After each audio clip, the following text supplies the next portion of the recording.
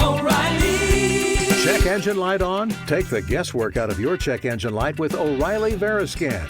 It's free and provides a report with solutions based on over 650 million vehicle scans verified by ASE certified master technicians. And if you need help, we can recommend a shop for you. Ask for O'Reilly Veriscan today. O'Reilly Auto Parts. O'Reilly. Shop Superstart Premium, Extreme, or Platinum batteries at O'Reilly Auto Parts and get up to a $15 gift card after rebate. O-Reward members can also get a $5 reward with their battery purchase. For power, performance, and reliability, choose Superstart. Only at O'Reilly Auto Parts. O'Reilly Auto Parts. Just in case you missed it, it's the top 5 sports talkers of the day. Now, it's time for Dan Barreiro's Top 5 at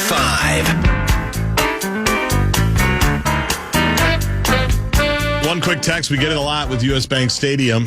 Bradshaw and Brian, KFAN text line 64686. Concert's terrible, but the rest awesome. I think concerts have gotten a bad rap. It's become like the St. Louis is a good baseball town cliche to say about U.S. Bank Stadium. And here's the other thing I would say. If you want a perfect acoustic experience at a concert, go to the Dakota on the Nicollet Mall. Because by definition, a stadium that sits 70,000 people that has glass everywhere is not going to be the best for your acoustics. It's probably not going to work. But for vibe, it's still a pretty good spot. Taylor Swift seemed to do okay there a couple summers ago. I was there. Oh, good for me. Guns N' Roses, the first year the stadium opened. I was there. It was awesome. Third grade teachers all over the upper Midwest were having a blast at Guns N' Roses at U.S. Bank Stadium. No, it's not perfect. Of course it's not perfect. But it's a football stadium. It's not going to be perfect. It's about getting 70,000 people in one spot, and it's going to be crazy. You doors open or doors closed? It doesn't matter to me. It's cool. Do you think? It's cool. For concerts or for football? For concerts. Because it would let all the sound out. I'm not a scientist, but... Yeah, it might, but the stage is always in that open end, so the sound is going away from... It's going out there. Yeah. So I've walked it a couple of times when they've had the doors open. My son and I went to the Lions game, KOC's first year, when they were down big and came back early and came back late. I think KJ Osborne caught the game-winning touchdown. We left early. We missed the victory, but we beat the traffic and heard PA and Bursich and Lieber call it. But they had the doors open that day, and it was awesome because then you can look out. The wind's coming in. It's a nice September afternoon. You can see the whole downtown skyline. It's very cool. So I guess I would go doors open if you can do it. If it's too windy, if the weather's bad, obviously you keep them shut. But I thought that was a cool feature of the whole bit. Funny enough, I left early from the last Vikings game I went to at U.S. Bank Stadium. So there's that. Speaking of which, I didn't want to open with this because I said I'd replace it, but I would anyways. I spent that whole segment trying to find like the full list to see like where the Lions stack up, where the Bears, where the Packers, and everyone else. I could not find one, and maybe someone will text in the list. I spent, the 20 minutes or whatever. I could not find a single article about it from anyone else not Vikings related. You know why? So I guess it's big hush-hush secret for these survey results. I don't know why. Because everybody else is embarrassed at the 41 donut-like route that the Vikings and Brian Harper and his team put on everybody. When you get utterly dominated to the degree that you do by U.S. Bank Stadium and the Vikings game day staff, I mean, look at that. Overall, first, arrival, fifth, departure, third, food and bev, fifth, game entertainment, one, game day staff, two. That's a rout. It's a wrap. It's over. That's why nobody has a story to tell. You mentioned the stories the stadium could tell. Nobody else has that story. They don't want the survey released. They're embarrassed that the Vikings lapped them. We've got the best. Clean it up house. We've got the best organization according to the Athletic Player Survey. Everybody loves our facility. Everybody loves KOC. Now we've got the best fan experience. One of these days it'll all come together with the on-field product.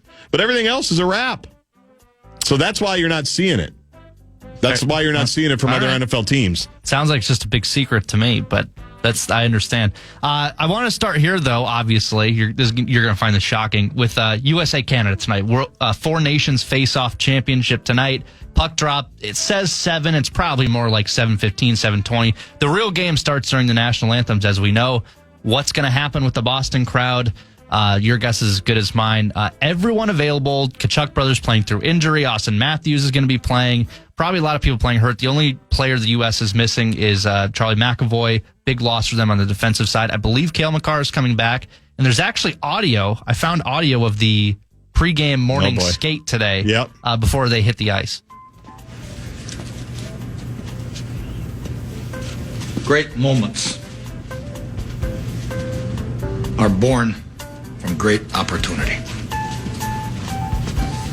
And that's what you have here tonight, boys. That's what you've earned here tonight.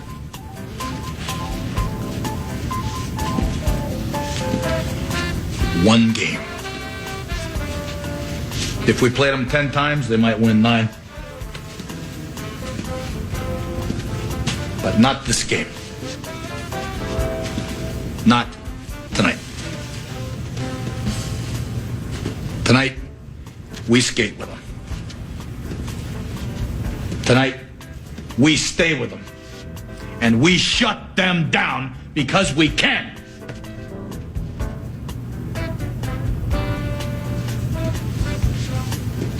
Tonight, we are the greatest hockey team in the world.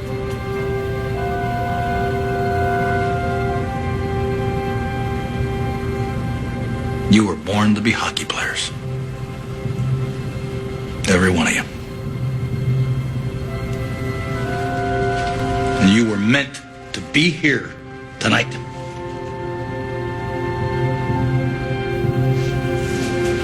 This is your time.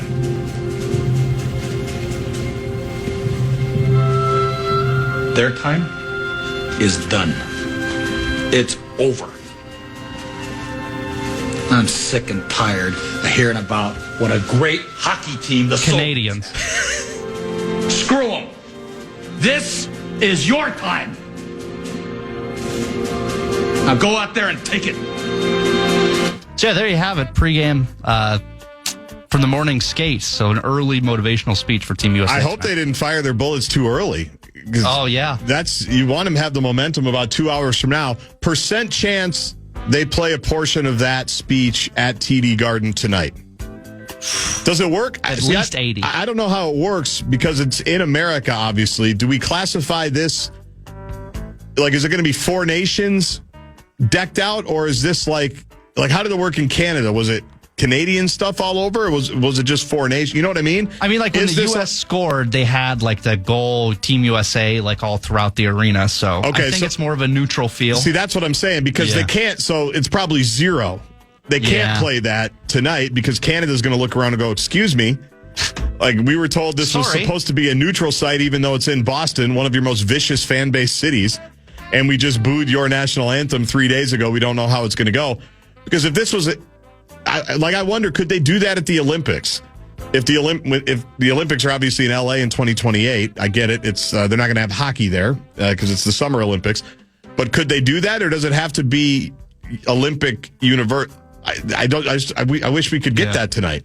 Because if it was a home field advantage, 1,000% you'd play that tonight, right? At least like before they hit the ice, like to get the crowd all fired up. Totally. Yeah. Yeah. They still could. It's not out of the realm of possibility. And then they say, and here comes your Team USA, and the place goes absolutely nuclear. Yeah, that'd be great. It's a great speech. Yeah. I happen to think, too, the underrated speech in that is, we're playing Sweden in the Olympics, and then he says to the assistant, you think that'll get him going? That's an awesome one, too. He chucks the table. It's a long way from the heart, you candy ass, the whole bit. Genius. It's as good as it gets. If he plays on it, can he hurt it? Right. Any worse? Yeah. How genius. often have people said that in sports? Yeah. Is it going to make it any worse? Can he go? If I push him here, push her here, can they go? That's brilliant. So that will be, that's already been played millions of times today. Oh, the Herb Brooks speech. The other one that's getting a little bit less run is the Mighty Ducks 2 speech, Emilio Estevez, which I don't remember. We talked about that with Grimmer in the first hour. Mm-hmm. I have very little memory of the Mighty Ducks 2 movie because I'm self-absorbed. It wasn't really based here in Minnesota. It was a Team USA film. Yeah. They're playing Iceland, of all people. I only remember the plot was Emilio Estevez had gone Hollywood. He'd forgotten the coach from Mickey's Diner. He'd forgotten his St. Paul blue-collar sensibilities. He let go of his roots. He let go of his Hawk roots, and he had gone Hollywood, and that was affecting the team. And thankfully, per usual, Charlie Conway was there to bring him back in the right frame of mind and get Gordon Bombay back where he needed to be. Do you want one more here? Yeah. About 45 minutes ago, you read this almost verbatim, but I'm going to go for it anyways because we have new listeners who It's were news. listening then. Yep. Wolves injury updates. DiVincenzo with a toe has been cleared for non-contact basketball activities. So that's basically everything else but a scrimmage. Meanwhile, Randall with a groin is cleared for 5-on-5, but they both remain out for tomorrow's game against Houston. And Chris Hine tweeted out some practice video where Randall was a part of it, and also DiVincenzo was getting shots up at least. So you mentioned it. They're both listed as out. Sounds like Randall's closer than DiVincenzo. Anthony Edwards injured groin from All-Star weekend. Apparently that's all healed. Not playing in the All-Star game and just hanging out for a couple of days. Healed the groin that had been bugging him for a minute, as he said, All-Star weekend in San Francisco. He's not listed, I don't think, on the injury report. He's definitely not listed as questionable or out. So they expect Anthony Edwards tomorrow night when the post-All-Star break season commences against the Houston Rockets on the road. Then OKC comes here on Sunday night. Think we go right back there, or they come here on Tuesday. I'm not sure. So tough start to the schedule. But the Wolves, I saw today, have the third easiest schedule remaining in the NBA. And that sounds good. That sounds promising. But playing good teams hasn't been the Wolves' problem this season. I think their record against good teams, the playoff teams, has actually been pretty good. It's the bad teams that aren't very good that they somehow just refuse to beat. Or teams that are missing two of their star players at home. Yeah. And that's happened a bunch. Jimmy Butler here, Milwaukee here, losing to Washington here, even though I know Rudy didn't play and I know Ant didn't play and Randall and DiVincenzo were already out. Playing the bad teams has not been, or playing the good teams hasn't been the Wolves' problem. It's been beating the bad teams consistently enough. You even start the first couple of weeks of the season, they dropped a couple to Portland, who I know have gotten better as the season has gone along, but back then they weren't any good. So the point is they have some opportunity. And if you look at the home schedule, there's not a lot of big-time heavyweight games coming up. They've got Houston, or I should say Oklahoma City on Sunday night, but it's a lot of middling teams that they should be able to put a lot of those in the bank and get themselves into the top six and then see what happens the rest of the way. But it all starts tomorrow night. Wild start on Saturday morning, 11:30 or 11 o'clock puck drop against Detroit. Did you find something? You're smirking. What? Well, I got a text in, 320 guy. It took me literally 8 seconds to find it, Voice of the Fan survey. I spent 20 minutes doing it, so I guess my Google's broken. But every single thing that I found was Vikings related. So whatever. Did he send it to you? Did he do some help? Nope. He just said he found it. So good for you. Well, email it to Brett. Yeah. Help him out. You want one more? Yeah, why not? Here's something that you can get into because the spring game around this station has been controversial. And now we have two more schools that are saying, yeah, we're done with the spring game. College football spring games. Yes. Yeah. So Texas and USC have joined Nebraska in canceling their spring games. They're saying they're done. That's old news. That's yesterday's game. We're moving on. Your thoughts? Do you like that move? Do you think the spring game is I'm cancelable? fine with it. Yes, yeah. I think it is. I absolutely think it is. I know the Gophers got a lot of, as my dad would say, static for that last year for canceling it. First of all, they hadn't had a normal one in like 5 years because of the weather. It's always something. It's raining. It's snowing. One year they had to move it from Saturday to the Thursday before because like a snowami was coming through. And so they did a spring game in like 30-degree weather. No, I'm fine with spring games not being a thing. Because they've become more and more like everything else. The spring game used to be an actual scrimmage for everybody. And it was a time to see some of the new players, tailgate with your friends, the whole bit. More and more, they've just become open practices. And there's ways to do that for the people that really want to go see the team. You don't need to have a full-on spring game. I am firmly on team no spring game. So and for whatever the reason it is, I don't buy into one of the reasons why I think Matt Rule said, well, we don't want other teams watching our spring game and then trying to find players and poach our recruits and get them in the transfer portal after the spring game. Calm down. everybody knows who's good. Like, if you think you have secret players in 2025, you don't have secret players. So that's a little precious for me. But I have no issue with it. I get it for some. It's a huge tradition, and some are televised on, ESPN, and some are big fundraisers for children's hospitals and charities, and I get that whole aspect of it, but I've got no problem if this is the new trend. I've got no issue with it. Well, there's 5. Well, actually 3, but 5 sounds like more than 4. I love it. When we come back, a couple of Vikings things to discuss, not related to them having the best stadium experience in the National Football League, coupled with the best culture in the National Football League, proven by science. Surveys, survey-driven results. The Vikings are the best in everything else. Besides the whole not been to a Super Bowl in my lifetime, they've got every other box checked. But how do they get to that Super Bowl box and check that off in my lifetime? It's going to start with figuring out what they're going to do with Sam Darnold. Some thoughts on that Alec Lewis raised, and some combine stuff to get to with everybody heading to my favorite city, Indianapolis, next week. All of that next. Before we go, the fan wants to give you a shot to put $1,000 in your hand at the National Cash Contest. Head to KFAN.com and enter the keyword bank. The keyword is bank, KFAN.com, keyword bank.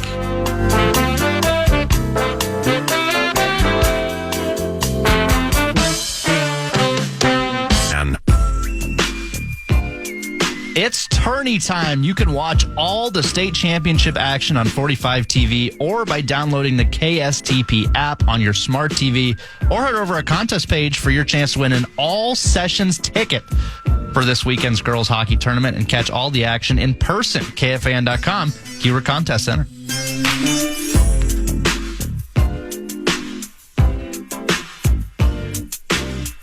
We'd accept some talkbacks for the next 40 minutes or so, because I am going to get into some Vikings discussion. The Combine next week in Indy. PA is going to be heading there. Some of my favorite shows on the station all year are Paul Allen at the Combine. Even though it's gotten bigger and crazier, it's almost like a mini Super Bowl radio row. It used to be just a handful of stations and people that did a radio row at the Combine, but PA shows are outstanding there because he basically talks to everybody that he knows in the National Football League. And when you're the national treasure like Paul Allen is, that's a lot of people. Former Vikings coaches, former Vikings players that are now coaches, former Vikings general managers, scouts, things like that. It's awesome. So always looking forward to those shows. But would love some talkbacks on a couple of different topics that we're going to get to. And both of them were triggered by some things that Alec Lewis wrote for The Athletic, I think late last week and maybe earlier this week. I think one of them might have even been today or yesterday. But everybody's trying to figure out what the Vikings' plan is for Sam Darnold. And when you hear all the different Kevin O'Connell conversations from Super Bowl week, and I think one that he's had since then, it's pretty obvious to me what's going to happen. He's going to be a free agent, and he's going to sign somewhere else. And this is a complete reversal from what I was basically saying all of November and December, certainly December, when I lost myself in his eyes and Darnold's duplexes were at full capacity, and we were trying to figure out if we could get Mortensen Construction to build us a couple more because we had a waiting list and we just couldn't get enough people through the building. We couldn't get enough people in at Darnold's duplexes, at Darnold's dwellings. I lost myself in his eyes. There's nothing else I can say about it, right? Especially after that last Green Bay game, you're like, what else do you want this dude to do? What else do you want this guy to do at this point? Oh, well, play well against Detroit and play well against LA. That would be the other thing. And I always thought it was kind of foolish to base it just on what happened in the postseason. But my out there is I don't think it's just the postseason, because he was also really bad in a quasi-postseason game, the biggest game of the year before the Rams game, the Detroit game. He was awful. He was dreadful. There's no ifs, ands, or buts about it. However, one of the things that Alec wrote about kind of tripped me up a little bit that I was surprised by. Because what is KOC known as? Like, if I had to say, what's Kevin O'Connell known as besides a great culture builder? What is he? The quarterback whisperer. He's the quarterback whisperer. He's a great offensive mind. And I'm not here to disagree with that. I think it's pretty obvious he's done some pretty good work with quarterbacks. What he did with Cousins, what he did on the fly with multiple quarterbacks a year ago, most notably the Pasternaut, Josh Dobbs, and then what he did with Darnold to make Sam Darnold, to make conversations relate to Sam Darnold that included he's going to get a $150 million contract. And that wasn't coming from PA or me or somebody that's a huge Vikings rube. That was coming from people that cover the league, the Adam Schefters of the world, Pat McAfee talking about the bag that Darnold's going to get. Sam Darnold, who couldn't find a starting job anywhere, came here for $10 million, and KOC and the offensive staff, obviously the wide receivers, everybody involved with it, turned him into this reclamation project where it wasn't insane to start talking about Darnold as the next $35, $40 million quarterback. So that's how good of an offensive mind Kevin O'Connell is. But this one paragraph in the 5 combine questions for the Vikings article that Alec Lewis wrote really jumped out at me when they talked about, and it was more so about the Vikings' inability to run the ball when they needed to. Aaron Jones was obviously a pretty good upgrade. He had a really nice season, had some injuries that he was dealing with, was kind of in and out at different times. You warned us about that, Brett, as a lifelong Packer fan. You warned us about all of that. Mm-hmm. But there was no doubt that they had more of a commitment to the running game just by making that move. And obviously bringing back Cam Akers, who, again, I thought had a great year, did what he was asked to do. But these numbers about the running game, and I don't have that part of it. I didn't copy and paste that part of it onto my prep pack here. But they weren't very good. They weren't very efficient. And then in the red zone specifically, they were really bad, like bottom 3 in the NFL bad, running efficiency and just ability to run. And what Alec writes here was a little bit alarming because I don't think it should be this easy to just take something away from the Vikings offense because of how they're lining up and things that they're doing pre-snap. Just let me know how this paragraph hits you, Brett. Schematic predictability didn't help either. The Vikings passed the ball on 2/3 of the snaps when Jefferson and Addison trotted out onto the field together. When TJ Hawkinson lined up with them, Minnesota threw 75% of the time. Motion also gave defenses a tell. The Vikings threw the ball nearly 64% of the time when players moved before the snap. So I'm sure there's numbers within the numbers there. When you've got Jefferson and Addison and then probably TJ Hawkinson, there's probably another wide receiver out there too. Those are probably obvious passing situations. Like there's always going to be different numbers within these broad-based numbers. But doesn't that hit you so it's as easy as Jefferson and Addison are out there and they're going to throw it 66.7% of the time, 66.6 repetent in the business. They're going to, 2/3 of the time they're throwing it. And then when Hawkinson goes out there too, it's 3/4. That jumped out at me because we saw in the last 2 games of the season, it seemed like the Vikings were constantly chasing. Offensively, it seemed like they were always a step behind. Whereas early on in the season, they felt ahead most of the time. They seemed like they were unpredictable. Teams didn't know what was happening. And again, I'm sure there's minutia in here that I'm going to miss. I'm not a great football mind. I'm certainly not spending 100 hours a week going over game film and reading tendencies and things like that. 22s? I'm really not. But that jumped out at me as if that's kind of your baseline, other teams are going to notice that too. Good coaches are going to notice that too. And does it become easier to guess right or even live with the fact that you might guess wrong because those numbers, the 64% off of motion, that's not as huge a split as the others, certainly the one with Hawkinson. But that just jumped out at me a little bit for a guy who's known as always smarter than the other coach, was given so much credit for how things developed throughout the season with Darnold, things they were doing to stay a step ahead offensively. I'd be curious if those numbers gave the Lions, for example, or certainly the Rams, a little bit of a leg up. Now, the offensive line was no good in those last 2 games. We know that. We know that Darnold was completely flummoxed the last 2 games, but could they have been put in a little bit better situation late in the season in those 2 games with something as simple as that? I just thought those numbers were interesting. Well, you see this all the time, like in baseball, right? Like if they figure out that the pitcher is, every time he looks down for a half second before he pitches, it's a fastball. And if he looks, if he scratches his arm, it's a breaking ball. And then he just gets shelled. You see it all the time. So I don't know if KOC is just tipping his pitches or if they figured it out. But there's the other stat that, and I can't remember for the life of me who it was with. I might have been Common. I don't remember who it was. But all the shows I work on just blend together at this point. You've been on all week, so it could be anybody. Could be. But one of the numbers... Could be Twin Cities News Talk. Did John Justice get into this? I don't think he got into the red zone Not conversation. Yet? No, okay. We might save that for later.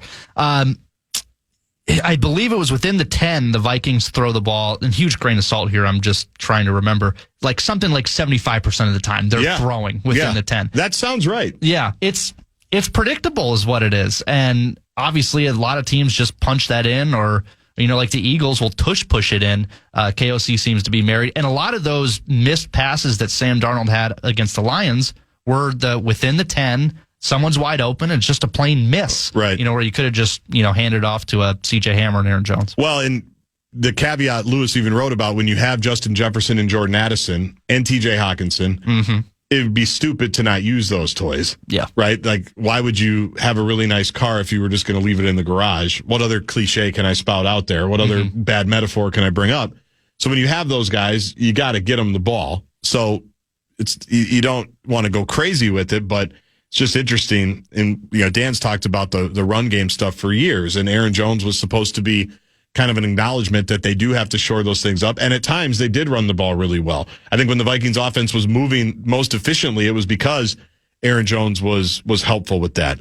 The other thing that was interesting, and we'll go long and straddle the 42. We can do that, right? Sure. That's available? Yeah, we guys discussed yesterday. We'll straddle the 42. Yeah. Oh, did Lavelle blow a couple of breaks? Oh, we hit the straddles, but we mixed it up. Yeah, I can see how that might happen. Yeah. The other thing he talked about was just the decision on what you're going to do with Sam. And everybody knows all of them now. Lewis Alec did introduce the transition tag, which is a different tag that he said there's a feasible path to it. It doesn't have the same hooks for the Vikings in that if they transitioned him, it would basically just buy him more time. They wouldn't get any compensation if they wanted to move along from him or if there wanted to be a trade.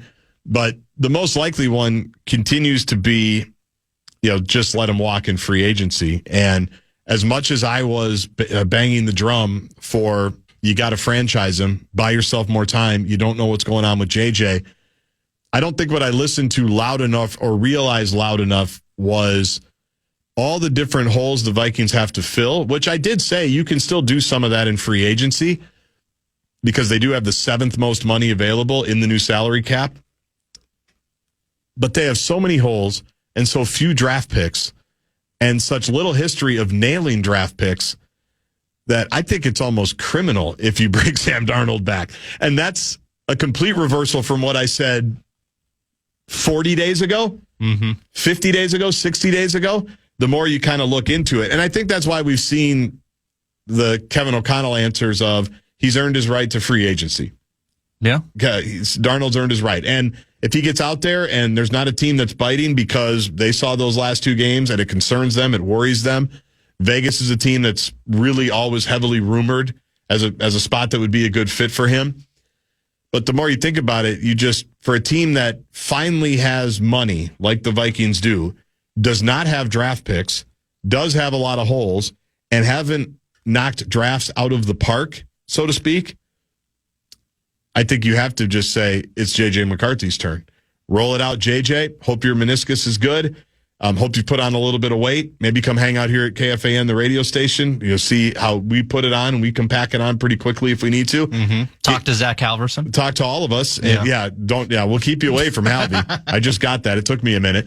But, I think just financially and to build an actual team, it's just to have Darnold just eat up 40 of the 70-some million dollars just does not make any financial sense at all. And so I've completely reversed what I've been thinking now that I have more separation. And I'll be honest, the 2 final games, if those don't happen, maybe I don't. If he plays well in those games, I might say you have to keep running it back. You know me, I'm a big proponent of running things back. But Alec put the numbers together. During the season, he averaged 4 poor throws a game, according to Pro Football Reference statistic tracking throws. 4 is not bad throughout a game. He's thrown it 35 times. Here's where it gets bad. Here's where it save your soundbite. Okay. In the final 2 games, he threw 23 poor throws. And no coincidence, the Vikings lost both. So even if you do want to give him the Baker Mayfield type quarterback money because that was a popular crutch to lean on, let's just do the Baker deal. He signed a 3-year, $100 million contract worth $50 million guaranteed and has been pretty good, right? All told, he's been a solid functional starter, gotten him to the postseason at least a couple of times. I still don't know how you can do that when you have so many other holes that I guess I underestimated how many holes they had at the time and how little draft capital they had at the time that they at some point have to reconcile with. And the way you reconcile that is with your free agent money and all that money that you've now have because you've untangled all these bad contracts, including Kirk Cousins. Yeah, I guess here's my question, and it goes with all of it because I was getting, and this could be just texters getting me going, but when it comes to my club, I always got the text from Vikings groups like, God, you guys are so dumb for giving him all this money and having him sit for 3 years because you've just wasted his rookie contract. And that's the time to strike is the rookie contract. You got to go now. But now I'm hearing, do we want another bridge quarterback? Do we want to get, sign someone, like a free agent just to let Kevin O'Connell do his quarterback whispering things? How much does the rookie contract, we got to go now, or would you rather have him, sit for one more year because you don't know what he's got? Does the contract situation with him, how much does that affect things for you? It does, but on the bridge quarterback part, the bridge quarterback that they think they probably have is, I just saw his face on ESPN. Now they're in Boston getting ready for Four Nations, but they were just talking about Daniel Jones. Mm-hmm. Daniel Jones is probably your bridge quarterback. Is he as good as Sam Darnold? I don't know. Our biggest reference on Daniel Jones is the fact that he lit us up in the postseason and got Ed Donatel fired, right? And then got himself paid before he had an atrocious couple of years then with New York. I'd be willing to give that a run, at least in the early going, and almost do the Darnold 2.0 bit with Daniel Jones. I don't even know if if $10 million would be what it would take to get Daniel Jones. I don't know if there's another group out there that's going to give him more money than that. And obviously, him coming to Minnesota, I can't believe was just so he could spend 6 weeks on the practice squad and be in the quarterback meetings with Grant Udinski and Kevin O'Connell. I can't believe that he didn't come here without at least some thought of, and I'd also like to be, at minimum, the backup for J.J. McCarthy and do that for a year like Darnold did in San Francisco, right, with Shanahan and Brock Purdy. Yeah. At minimum, do that at whatever number that's going to be. But at maximum, hey, guess what? We're going to be slow to go with JJ. We're going to ease him into it. We don't want him to get hurt again. We want to make sure everything's good to go with that. He might get an opportunity here. I think that is your bridge quarterback, or at least your backup option if things go awry with JJ early on, injury or otherwise. Now, if they go with Daniel Jones, though, do you think that's sustainable to essentially, you'd be switching your quarterback probably 3 years in a row. You'd have a new starting quarterback. Is that at all concerning to you, or do you want some continuity in the offense, or doesn't, what's the word I'm looking for? Any cog in the machine, you just put in a new cog and it's going to work in the new offense? Well, the cog, first of all, I don't think Daniel Jones is getting the job for the whole year if he's the bridge quarterback. No, I just, given how JJ's tracking, I don't even know if he's getting it at all. Like, I have no idea. I would imagine they're probably going to say JJ's our starter, because there was, if you remember, a lot of steam late in training camp last year that was trending that way for JJ, that he was playing so well and learning the things that he needed to learn and everything that goes into Kevin O'Connell's system and the whole bit. He's got the sustainability just because he's been here a whole year learning whatever he's learning, and now he'll pick it up again in the spring and in fall camp. So that wouldn't bother me as much. If Daniel Jones is here, I think it's for either of the reasons. He's either going to start for a little bit. Last year, not at this time because they hadn't drafted JJ and hadn't even signed Darnold yet. Last summer, the entire conversation all summer was, when's JJ going to get to start? Yep. And as we got further and further into things, it was, is he going to start week 1? Is he going to start after the London game? We were all playing the hits. I'll let everybody in on a little bit of a secret. It's not that hard to come up with, takes around the calendar. They can all be evergreen, right?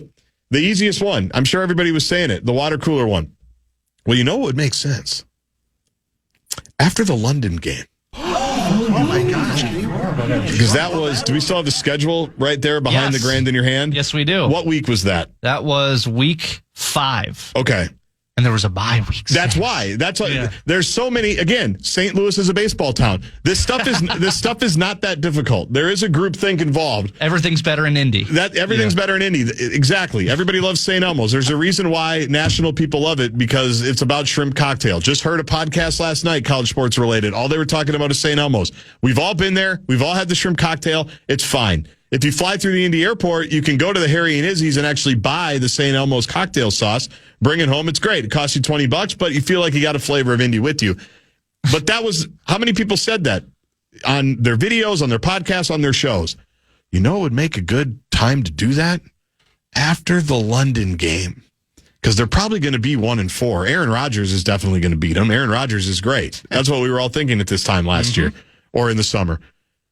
So they come back, and not only will they be 1-4, but you get a whole extra week. You get a bye week to get him ready. You tell him on the flight back he's going to be the starter, and he starts watching film immediately. Who do we have coming out? It was Detroit, right? Detroit at home. Yeah, but then the other cliche was, well, that's going to be a tough one. Detroit's got the best team in the division. Do you want to throw him right to Dan Campbell and the Wolves? I don't know. Maybe it's after that. They're going to come after him. They're going to blitz him. But those were the conversations. So I think no matter what Daniel Jones is on this team, if he's, to answer your question, I wouldn't anticipate him being the starter for the entirety of the next year. I would think whenever the schedule comes out, which is usually mid-May, even though we know all the opponents and where we're playing and who we're playing, the actual schedule, then people might go, all right, let's now look for, if Daniel Jones does get the starting nod, which again, I don't think he would, when would JJ fit into this mix? I think that's how they would play it out.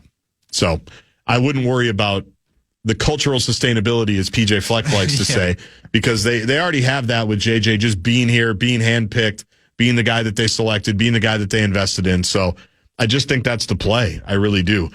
When we come back, a couple of non-football items, although I do have a soccer question for you, believe it or not. Really? But it's quick, so don't worry. It's going to be 60 seconds of soccer, but I need your ruling on another ruling on which team, I don't know if you saw this, would the Vikings, if you're a Vikings fan and you want to pick a soccer team to cheer for that aligns with your values and maybe experience as a fan, one of the Athletic writers put together a soccer team for all 32 NFL teams. I want to see what you think. Well, we'll see, because this is like a mini Abyss week, so it's something fun to talk about. I want to get your thoughts as the guy who hosts my favorite soccer podcast on what they picked for the Minnesota Vikings. So all of that coming up. I've got a couple of non-sports things to get to as well. Not a section, non-sports. There's a big difference. Heads up, Minnesota. Slightly Stupid is coming to town with their unique blend of reggae, rock, and blues. Don't miss out on this epic night when they take the stage at the Ledge Amphitheater August 6th. Tickets on sale now. Full details, KFAN.com, keyword calendar.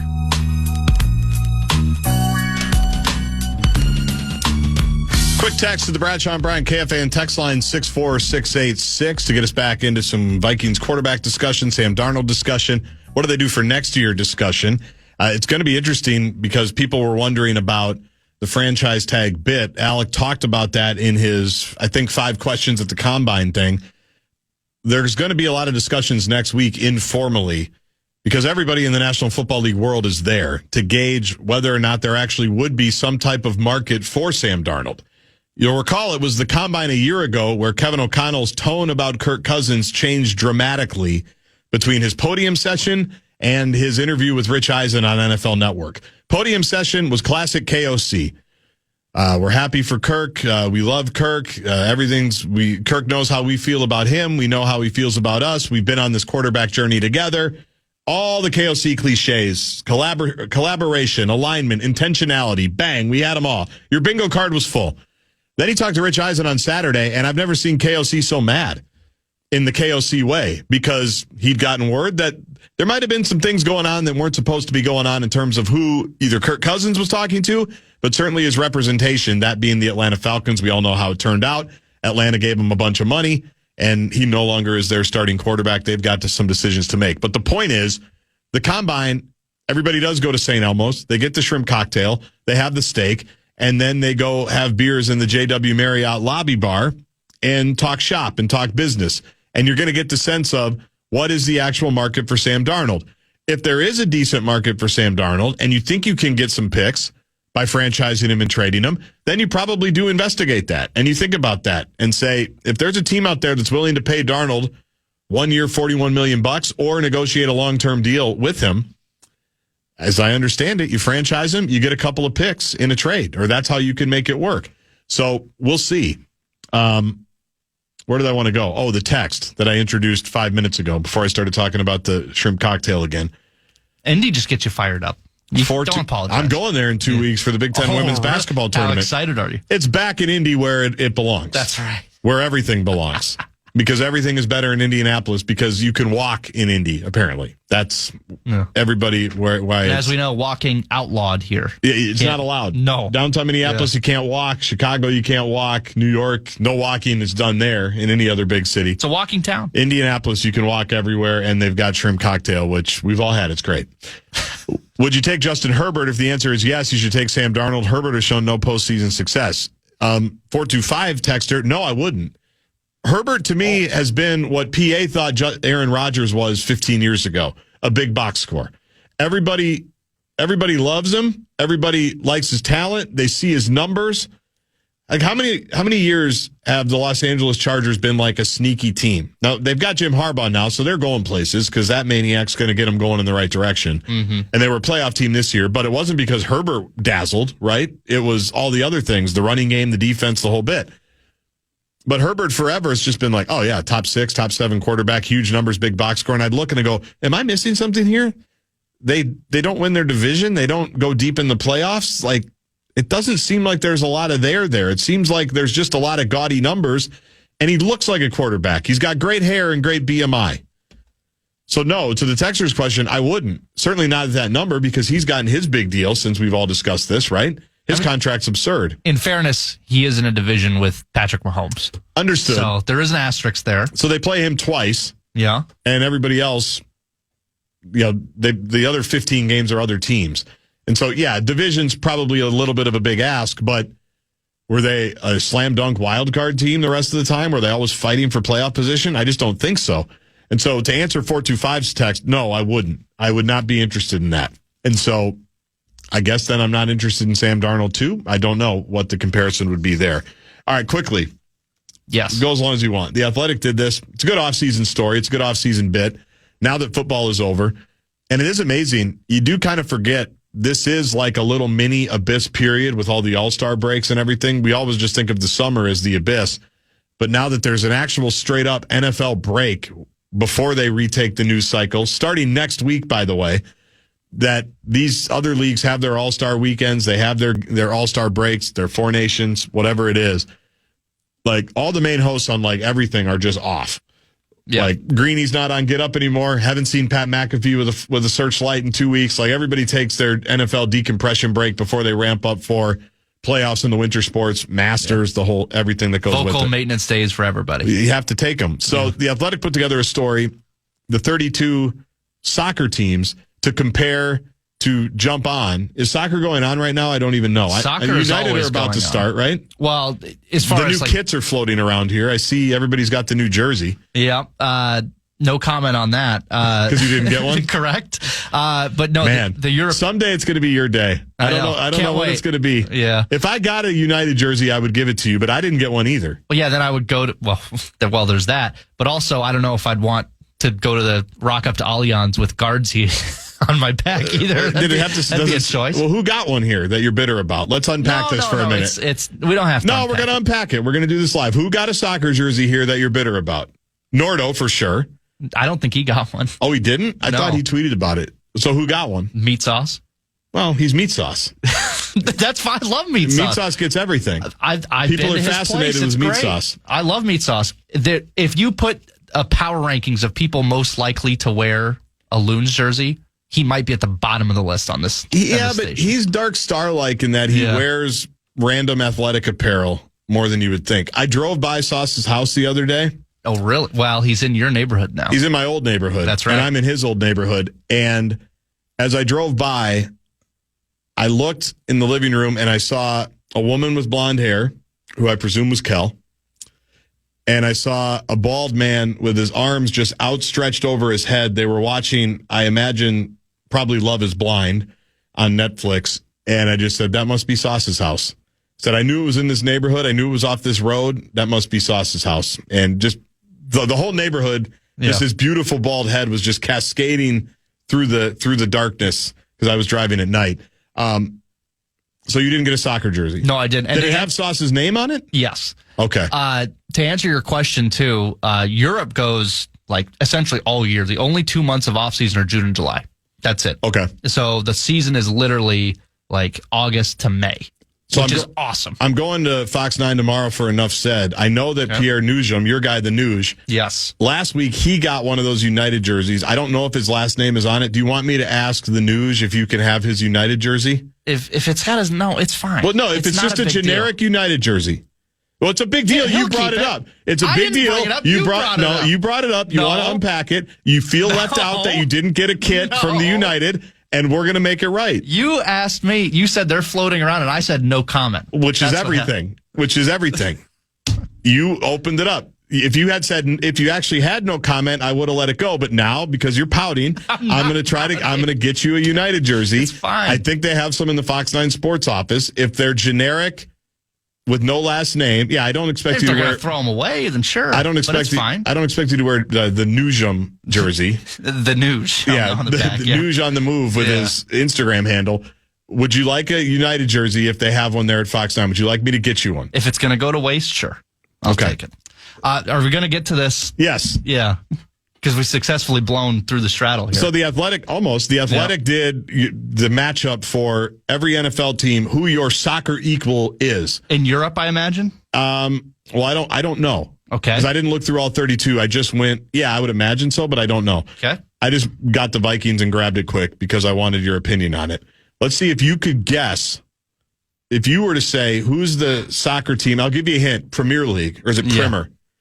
Premier, Premier? Premier League. Premier League. The Premier League team that this athletic writer or writers says, if you're a Vikings fan, you will jump right in with this team and feel right at home. Who would it be? This is going to pain me because it's my team. It has to be. It makes too much sense. My team, Tottenham Hotspur. Am I right? You are a great soccer mind. Yep. It sucks because that's my club, so I get the Vikings experience, which is basically you have a great stadium that's the talk of the town, probably the best stadium in Europe. That's where the Vikings go to play and every other NFL team, and you're always the bridesmaid and you're never the bride, and it is infuriating. 0 wins from 4 Super Bowl appearances. That's why the Minnesota Vikings are being associated with Tottenham, a team that hasn't won a trophy since 2008. And one which has a reputation of being Spursy, meaning playing fan-pleasing attacking football built on rocky foundations, often crumbling in comedic fashion. In terms of star power, the Spurs, who's their best player? Right now, probably Heung-min Son. Yep, there you go. I guess. I couldn't pronounce it, so Sonny is how we call him. It's like he's Sonny. That's right. He's one of only Premier League wingers whose fandom matches or arguably even exceeds that of the Vikings wide receiver Justin Jefferson, arguably the best in the league in his position. I saw a billboard of him at the airport the other day. That's a fact, Sonny. At our airport? He's big in Korea. Where is Tottenham Hotspur? It's in London. Okay. It's in the north part of London. Okay. Very good. So there you go. You nailed it. Yeah, and it's sad. You are a great soccer mind, and you do understand the Vikings experience. But they at least have a trophy in 2008. Like, there's no other team that, like, in my lifetime, 42 years, has come close to the Super Bowl or the Premier League title and just come up short.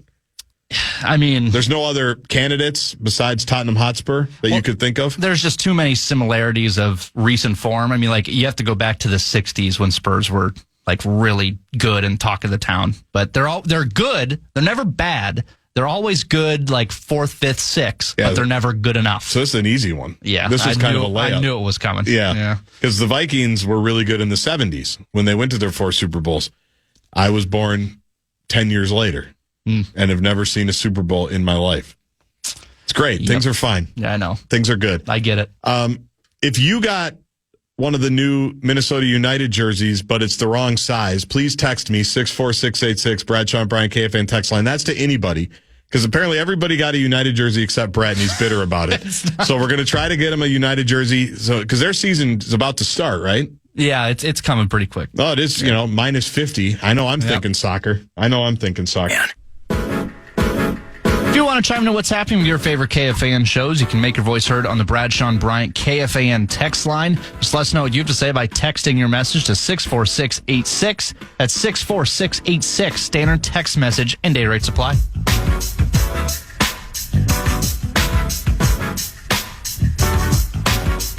Bad news as we try to get Brett one of the new Minnesota United FC jerseys that apparently everybody in town got except him.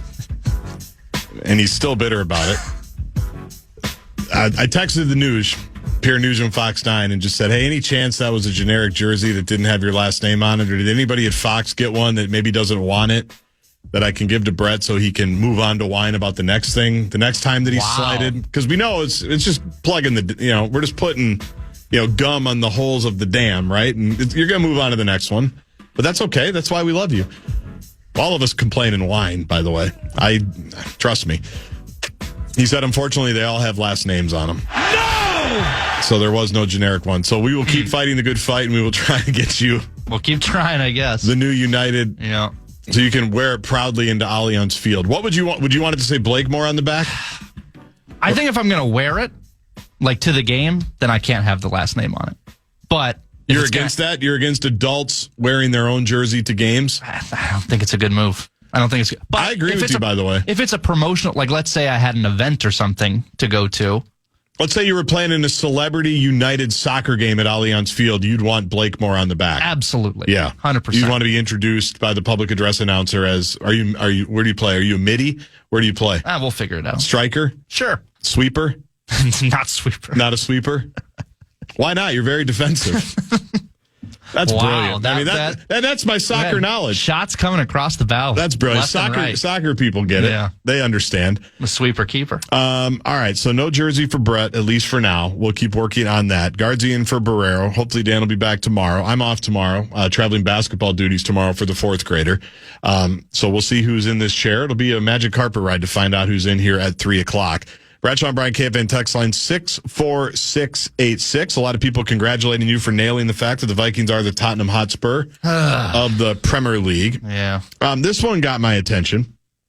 So I try to do my best to educate people on college athletics as much as I possibly can. As you know, you and I have had our battles about that over the years.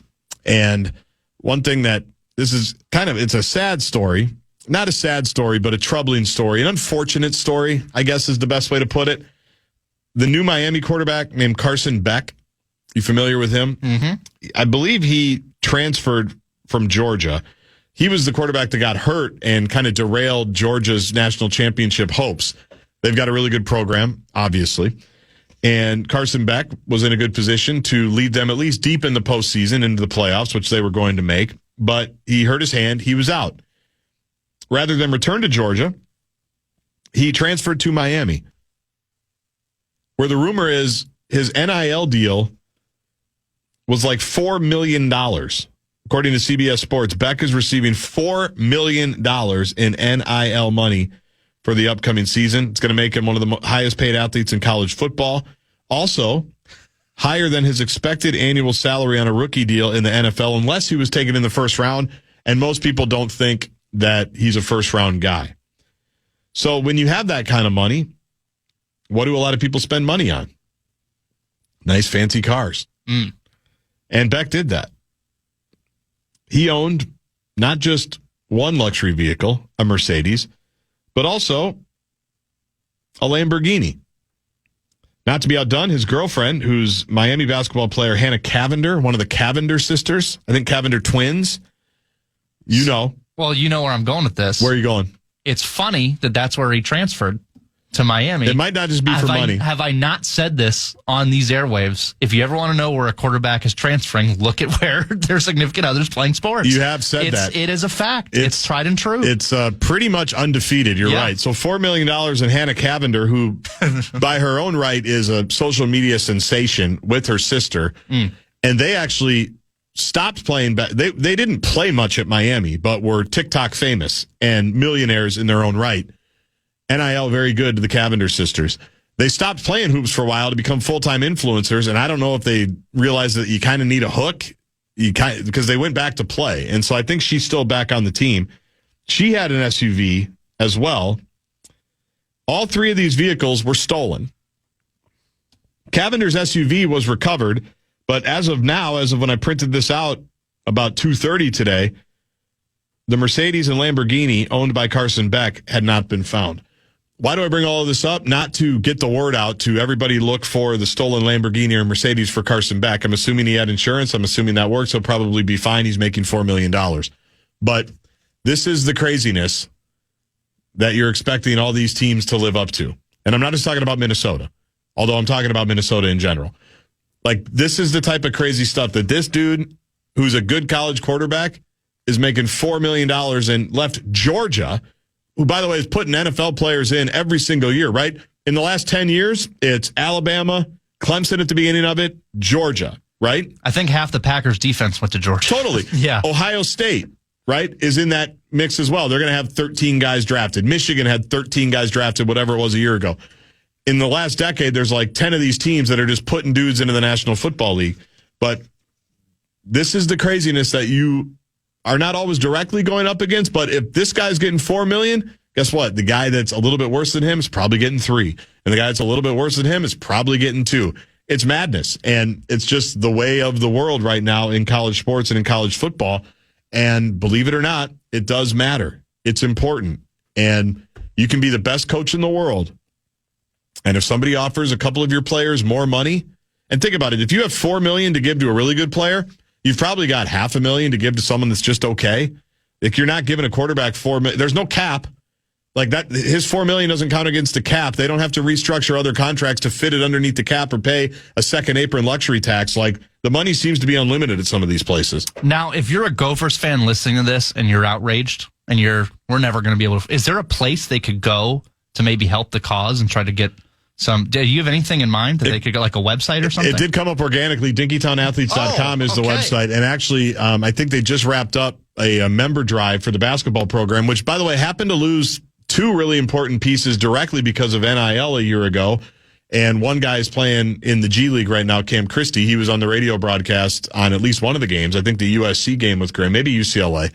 But the fan has learned finances are important here. Money is important here. And you can be the best coach in the world, but if you don't have the money to pay some of these players and prospects and athletes, you're going to be in the meat grinder. But that's the craziness, is it's news today that a college quarterback in 2025 had not one luxury vehicle stolen, but both of them. Maybe he's got a third. I don't know. A Mercedes and a Lamborghini. Prayers for Carson Beck. We'll put a wrap on the show, get a couple of texts. A couple have come in on this story. Also, let you know what you missed on the banner raising ceremony forthcoming at US Bank Stadium that I'm sure will happen when the Vikings kick off the 2025 season, and a couple of more things to discuss as we put a wrap on.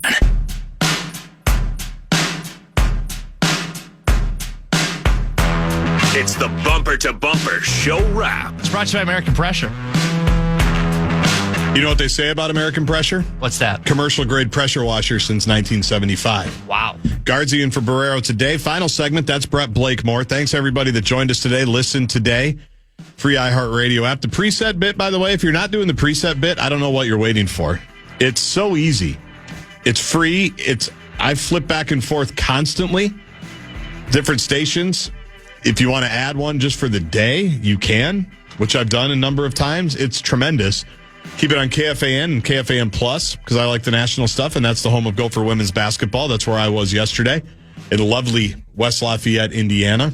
They've got a week off. Their next game is on the Fan Wednesday night against Washington.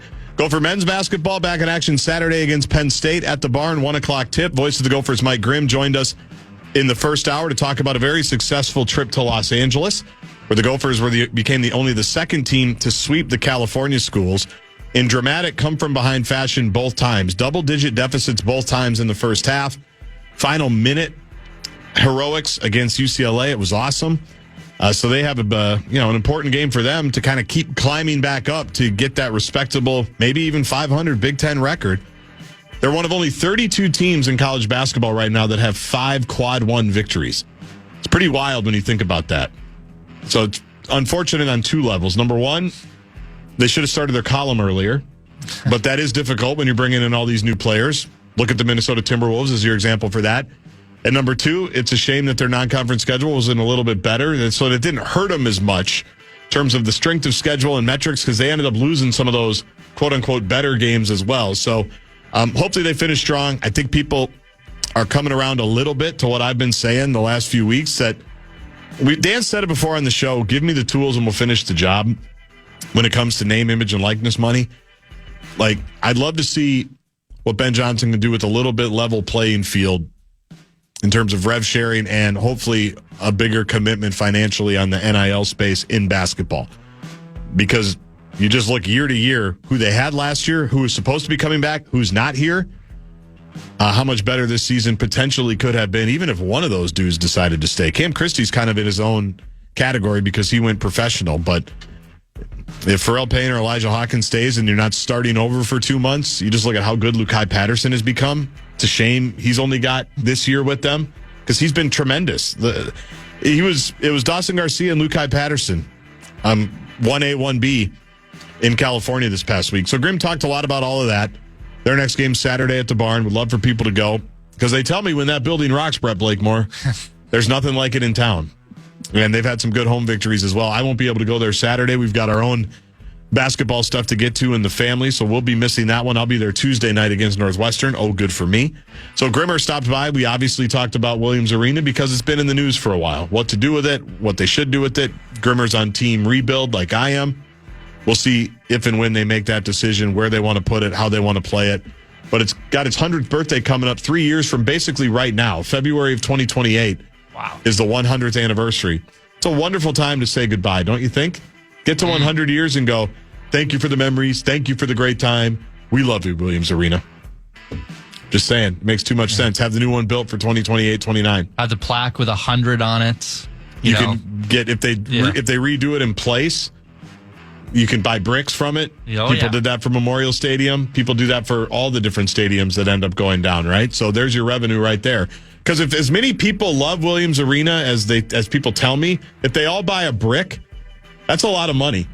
Because everywhere I go, everyone tells me how much they love it. And I say, funny, I haven't seen you there since 1997. Whoa. What's your favorite section to sit in? What's your favorite food item? Do you like the ice cream stand? You get a huge bowl of ice cream for like $7. It's a great deal. So Grimmer joined in the first hour. Russo Radio joined at 4. He was in Boston for the fight of the century. USA, Canada tonight. That's right. Will Boston Garden, the new one, TD Garden, will they boo the Canadian national anthem? I'd say the betting, it's a heavy favorite, right? Wow. They're going to return fire. I wish they wouldn't, but it's Boston and we're petty. I think once the adrenaline gets going and they start to get rowdy and they make that announcement of please respect the national anthem, I think they're probably going to be a little liquidated. Yeah, you think? I think so. I think the boos are going to rain down probably. Oh, Canada? Yes. Incredible anthem. It's better than our anthem. Francis Scott Key rolling in his grave currently. You think so? Just because it's in French for bits of it? I don't know, but the bit that they do it. Do they do it in every Canadian stadium arena? What Edmonton does when the guy just cuts it and everybody sings with them? I think that was a one-time bit for the Four Nations thing. No. This is going back to the Stanley Cup Finals. Oh, yeah, Edmonton. That. Yeah, the Oilers. They did it against the U.S. They did the whole cut it out and let everyone sing. Yeah. Which is epic. That is so good. I would love to just be a part of that one time. Well, I'm here to tell you, it's happened here, too. Like, if the mic cuts out and everyone, the whole crowd starts to rise and, it's fine. Sing about the Rockets' red glare. Bombs bursting in air. It gets you, doesn't it? So that's coming up tonight. Excited about that. Everybody's going to be watching that. We talked about the Vikings being number one in something. They're hanging a banner. I assume there's going to be a plaque of this. The Vikings have the number one overall game day satisfaction ranking in the National Football League. The voice of the fan survey speaks, and the Vikings are number one. We were number one or number two in multiple areas, game entertainment, game day staff. You go to US Bank Stadium, regardless of what's happening on the field, your experience is going to be elite. It is going to be top of the line. So we congratulated them. What else did we talk about today? We had the top 5 at 5. We did. We talked a lot of Vikings late because the combine is right around the corner. I didn't even get into... We had so many non-sports topics we could have discussed, and it was a good little mini Abyss bit to do it.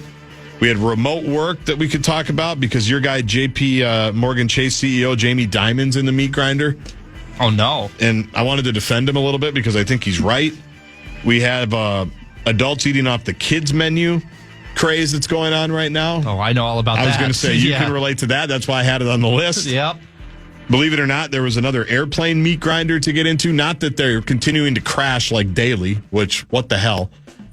But more passenger compartment, something that's going on there. We talked about that last week. There was an update to a story, or at least a little bit of a different mix on a story. So we went pretty much all sports today, which is fine. We are your sports leader, and I like doing it. We will work on getting you a United jersey. Actually, I'm sure you saw the text. Yeah, I saw that. Go ahead. Greens and Regulation guy is in charge of jersey for the Brainerd United Soccer Club. He says, if I can get Brett a jersey if it'll make him feel better. Do you want a Brainerd United Soccer Club jersey? Why not? I think you should take him up on his offer. Greens and Regulation guy. What's your email? Just Brett Blakemore at iHeartMedia.com. There you go. Ahead. And if I've learned anything, my moral of the story is don't open your mouth on air if you want to vent about something. Don't say no comment. Yeah. When you I'll have a comment. I'll just blow by it next time. We'll see if Dan's back tomorrow. Thanks, everybody, for listening. You can podcast all of it. Free iHeartRadio app. Have an elite Thursday evening.